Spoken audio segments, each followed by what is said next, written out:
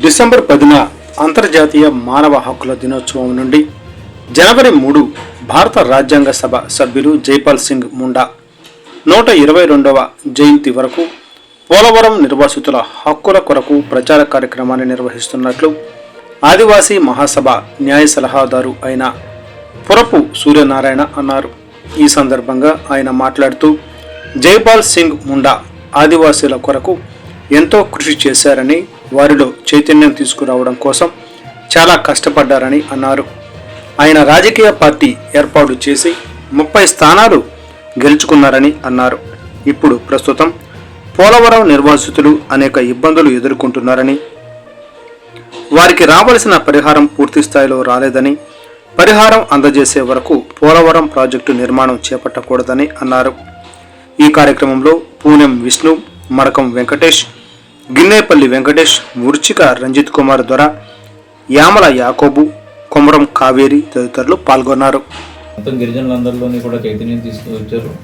ఆ తర్వాత ప్రత్యేక జార్ఖండ్ రాష్ట్రం ఏర్పాటు కోసం పార్టీ పెట్టి ఆ పార్టీ పేరు మీద 33 మంది ఎమ్మెల్యేలను గెలిపించడం ద్వారా రాజకీయ నాయకుడిగా అక్కడ సక్సెస్ అయ్యారు.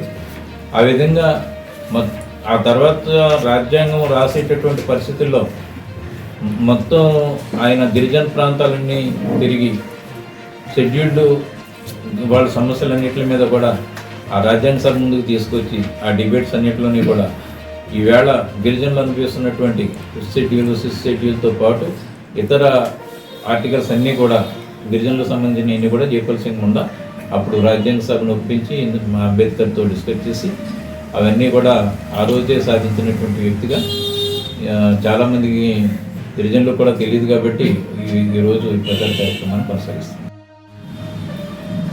ఇప్పటి వరకు ఉన్న మొత్తం ప్రభుత్వాలన్నీ కూడా పోలవరం ప్రాజెక్టు విషయంలో హైకోర్టు ఇచ్చినటువంటి ఆర్డర్ని ఉల్లంఘించాయి, ప్రతిభూసేకరణ చట్టాన్ని కూడా ఉల్లంఘించాయి. హైకోర్టు 2005లోనే హైకోర్టులో చాలామంది రైతులు, కొన్ని సంస్థలు, కోదండరాం రెడ్డి వంటి ప్రొఫెసర్స్ వీళ్ళందరూ కూడా ఉమ్మడి హైకోర్టులో రిట్ పిటిషన్లు దాఖలు చేశారు. ఈ రిట్ పిటిషన్లన్నింటినీ కలిపి హైకోర్టు డివిజనల్ బెంచ్ 2007లో ఆర్డర్స్ పాస్ చేస్తూ ఈ మొత్తం గ్రామాలన్నింటినీ కూడా నిర్వాసితులందరినీ కూడా R&R కాలనీలోకి పంపించిన తర్వాతే వాళ్ళందరికీ R&R కల్పించిన తర్వాత మాత్రమే ప్రాజెక్ట్ పనులు చేపట్టాలి తప్ప అప్పటి వరకు కూడా ప్రాజెక్ట్ పనులు చేపట్టొద్దని చెప్పారు. అదేవిధంగా 2014 జనవరి 1 నుంచి అమల్లోకి వచ్చినటువంటి ప్రతిభూసేకరణ చట్టం కూడా నిర్వాసితులందరినీ 6 నెలల ముందే, ప్రాజెక్టు పనులకి 6 నెలల ముందే వాళ్ళని R&R కాలనీస్ తరలించాలని చెప్పేసి చట్టంలో స్పష్టంగా రాశారు. అటు హైకోర్టు ఆర్డర్ని ఉల్లంఘించారు, ఇటు సుప్రీంకోర్టు ఇటు కొత్త భూసేకరణ చట్టాన్ని కూడా ఉల్లంఘిస్తూ 2016లో కాఫర్ డ్యామ్ పెట్టారు. ఆ కాఫర్ డ్యామ్ కట్టడం వల్ల కాంటూర్ లెవెల్స్ మొత్తం మారిపోయినాయి. 45 ఉన్నాయి, 35కి వచ్చేసినాయి.